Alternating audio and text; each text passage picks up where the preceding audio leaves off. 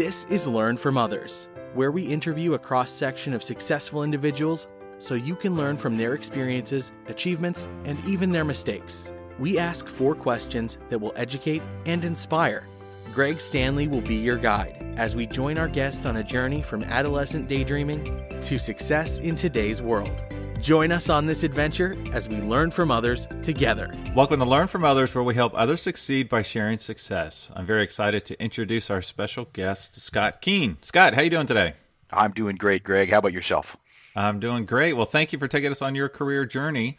Well, before we find out what you're actually doing today, if you would, tell us, what did you want to be when you grew up? Well, when I was a kid, I can remember watching Evel Knievel and thought, boy, that would be kind of cool until I saw him fall down there at Caesar's Palace. And I also followed a gentleman by the name of Roger DeCoster. There was a motorcycle racer, motocross.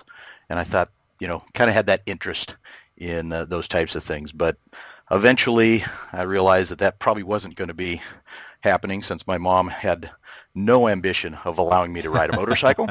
So Right. When I went through high school, I had taken several technical drawing classes and thought that I wanted to be an architect. So I went to school at Washington State University because they had a great program over there, and realized very quickly that my math skills would not hold up to build a house. So I kind of bailed and got out of that and headed in a different direction.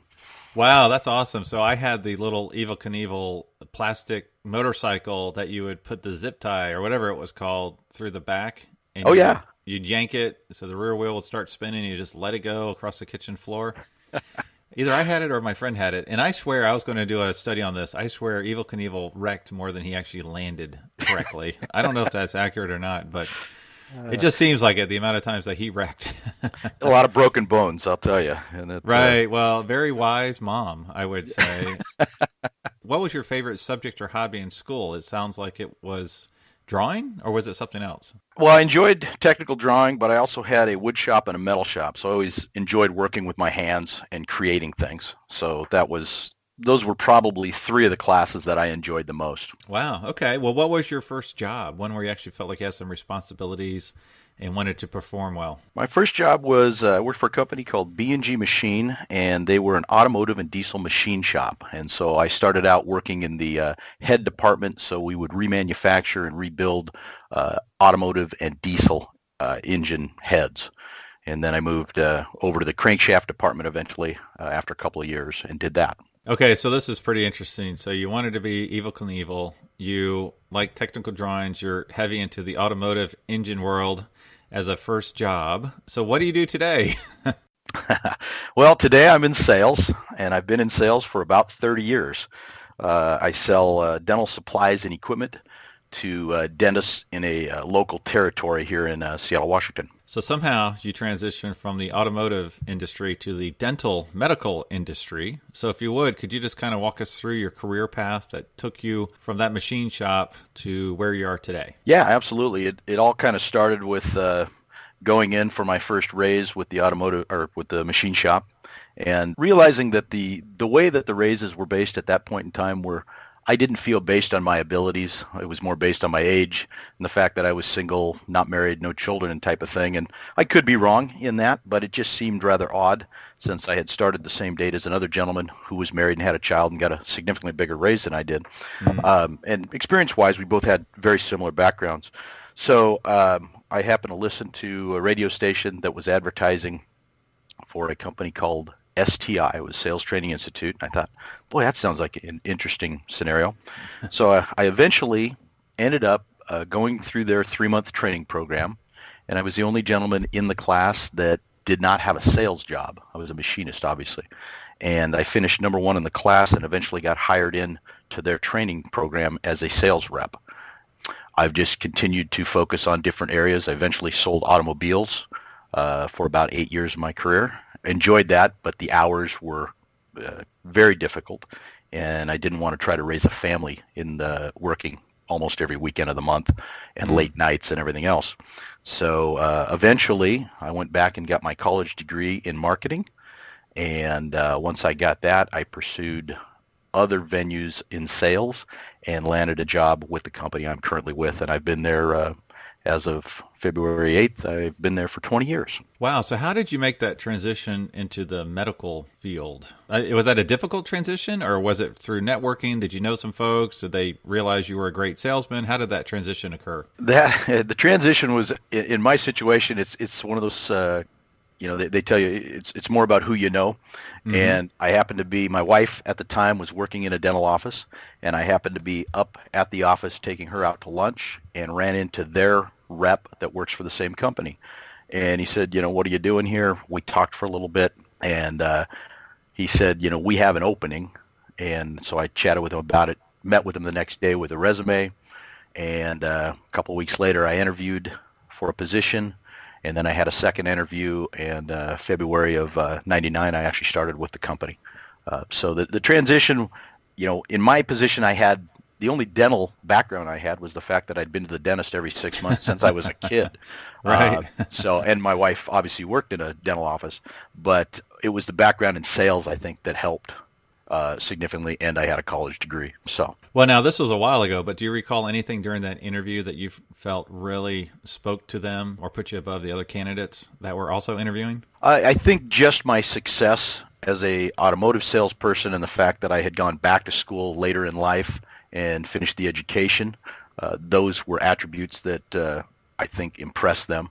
And so I think the tenacity to go back and finish college at a later age is definitely difficult. So I think those were probably two things that they looked at, and pretty substantial sales career in automotive, which was a great learning ground because you learn a lot about people. Yeah, and I like to say, once you learn how to sell one item, you can really sell anything. It's not the product, it's the selling story and presenting it in a way that your buyer or your customer feels like it's beneficial for them as well. So I feel like once you sell one item and do it well, you could pretty much sell anything that you want.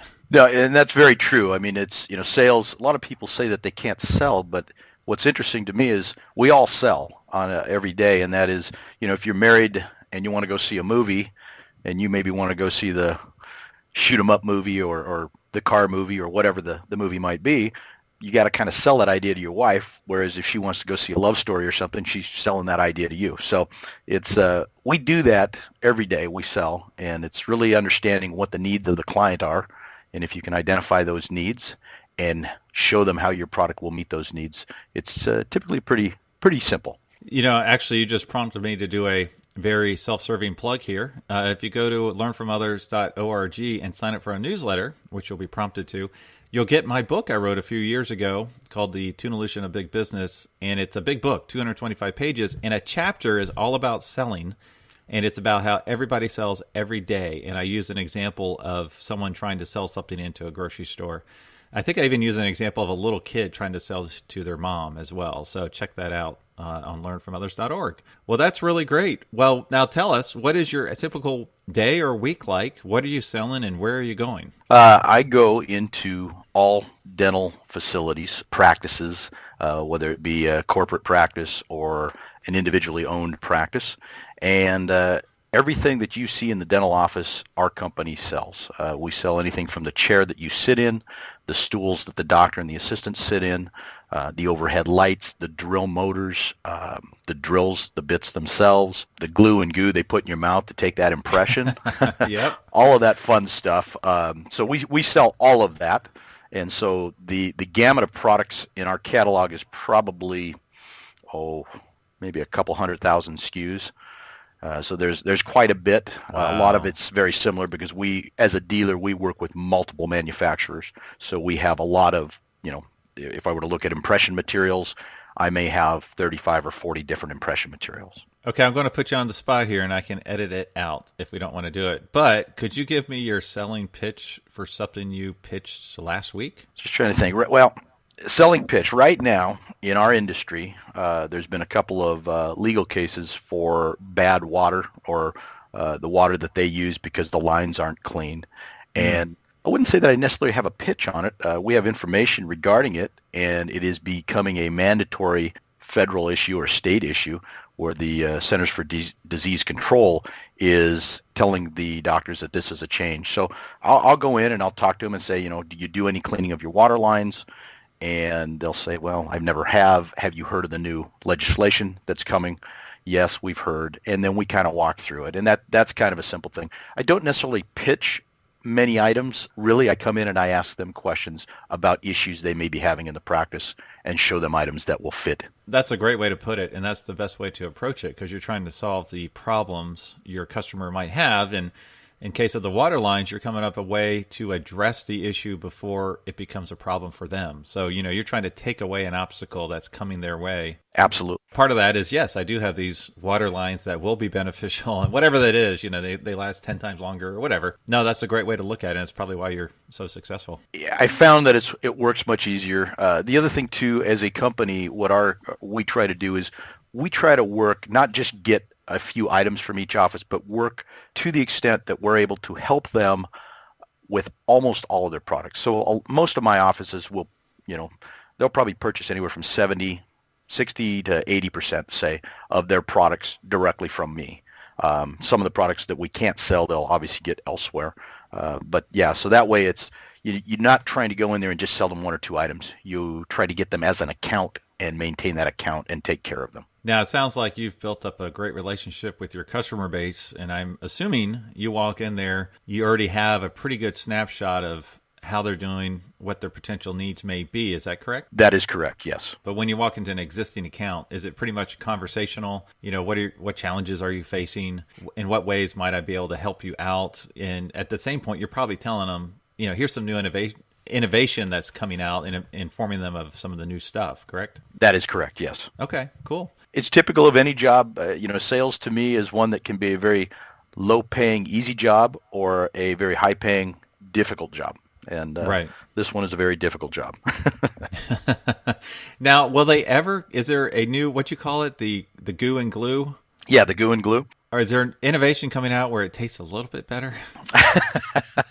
We're seeing more flavors into some of the goo and the glue. The challenge is those flavors will create a salvation in your mouth, and water is an enemy when it comes to impression material. So if you have that saliva in there, potentially you have to do it twice because they don't get the proper impression that they need to send to the lab. And that's why you don't see a lot of flavors in terms of the glue and goo. Right. And I never thought about that. Your salvation glands kicking in because of that flavor. I wonder if it's a bad flavor, it will still kick in. I don't know that that's a positive thing or not. But yeah, I know. I don't like that part of going to the dentist for sure. You're along with many others. One of the biggest fears out there is, they say it's going to the dentist, number one, and speaking in front of others, number two. Right, right. Yeah, exactly. Wow. As a reminder, you can check out all previous episodes at learnfromothers.org. And if you're an educator or student, you can search for podcasts by career cluster, and additional resources are under the resource tab. So, Scott, we learned what you wanted to be when you grew up, which was Evel Knievel, kind of. And we learned what you're doing today. So if you could do it all over again, what would you do differently? With my background in automotive, first of all, I should state that I'm very comfortable and love the job that I have. I've got some very good friends out of it, and that has been good. But I always have had this passion for vehicles and cars and that fun stuff. And I would love to be a restorer. I actually went down last March or February to the LA Literature and Toy Show, which is all about Porsches, and had a chance to visit multiple restoration shops down there. And that was it was an eye-opener for me. I kind of thought, man, I wish I would have. I mean, I've always loved Porsches since I was in high school, but never felt that I could afford to buy one. And I walked around there and I thought, man, this would be a cool career. But it is what it is. I've enjoyed what I've been doing for the last 20 years, and hopefully we'll enjoy it for the next 12 or 15 years and walk away from it. Right. Yeah, I love cars. I like working on them. I work on all my own cars as best I can.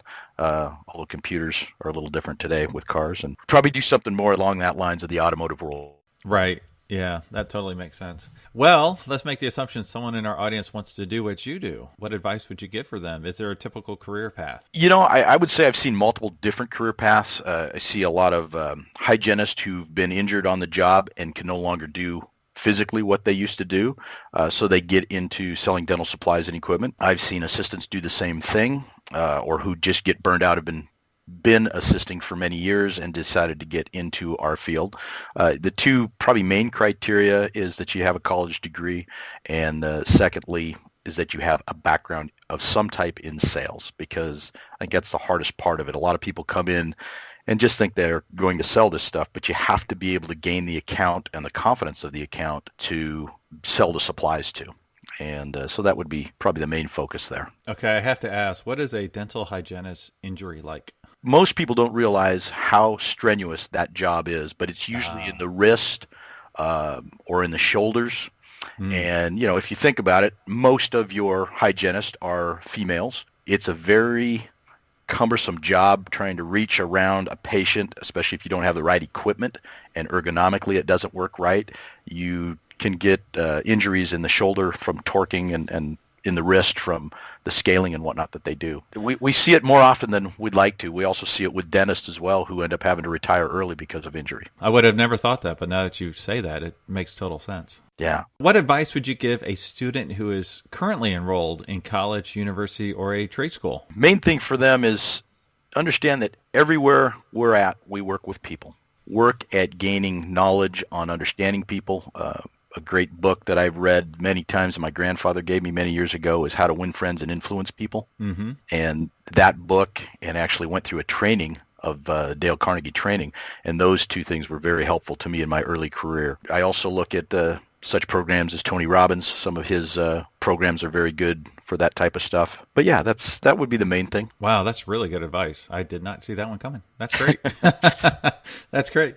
Well, as with most journeys, success largely depends on reliable transportation. And I am a huge car enthusiast. So would you please tell me what was your first car? My first car was a 1967 327 4-speed Camaro. What?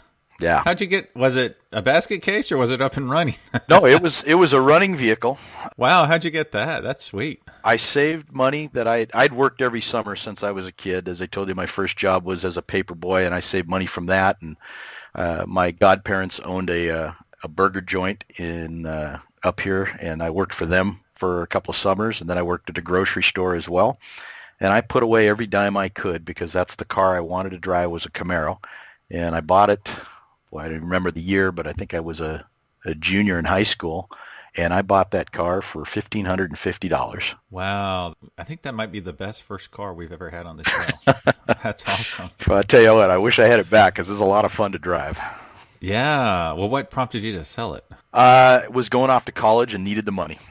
Oh, gotcha. Well, what's your dream car? I know you mentioned Porsches earlier, but is that your dream car? It really is. I would love to own a 1982 or an 83 911 SC, and I go with that particular vehicle for a couple of reasons. Number one, I graduated in 1980, and there's a book out there by Peter Zimmerman in regards, it's called the 911 Porsche Story or something like that. It's a friend of mine's uncle who actually wrote that, and he used to own a place called Redline Porsche down in California, and the book goes through each year of Porsche and the pros and cons of each and some of the challenges that you would face in owning one. And 82 and 83 of the 911 SC series, those were the 2 years that he really liked. And I like that style. It's a good looking car. I need to get that book because for Christmas I actually got 2 books on Porsches, so I need to get that one. So that's awesome. Yeah, it's actually really good. I think it's in its ninth or 11th edition now. So it's got some upgraded information on the newer water-cooled stuff. Oh, okay, cool. Well, one great perk to some jobs is a company car. Now, do you have a company car for your job? One that I bought myself, and it's very economical. And as my son says, Dad, I've got more horsepower riding my bicycle than you have in that Prius C. Well, if I had all the money in the world, I'd like to buy a really cool company car based on your job. And so I just Googled classic cars dental is what I was doing.